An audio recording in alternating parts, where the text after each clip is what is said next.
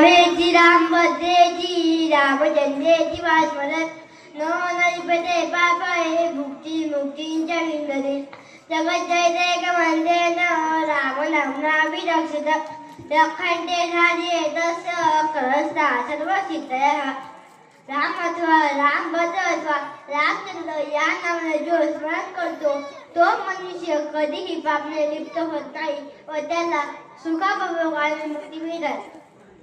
सर्व जगविणाया राम नाम रूपी एका मंत्राने मनुष्याचे सर्व बाजूंनी रक्षण होते.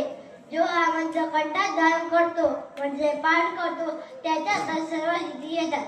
वजपंजना वेदम यो राम भगवते अव्याहतानि सर्वत्र लभते जय मंगलम आदिस्तवान्यता स्वप्ने राम रक्षामि महर तथा लिखित्वा प्राप्तो प्रपुतो बुधकौशिकः.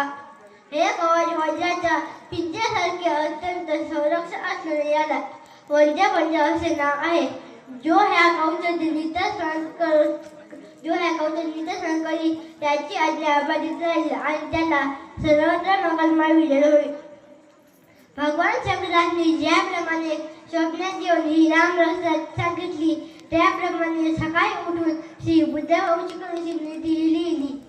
आराम कल्पवृक्षांना विराम सकलापदात अभिरामाची लोकांना रामाची मानसना प्रभू तौरो रूप संपन्न सुकुमारो महाबलौ पुंडलिक विशालाक्षो क्षीरकृष्णाजिनांबर. कल्पवृक्षाचा जरूर सुंदर वक्रीचा सगळी संकटे दूर करणारा आणि तिन्ही भुवनांना आनंद देणारा असा तो ऐश्वर्य संपन्न श्रीराम आमचा स्वामी आहे.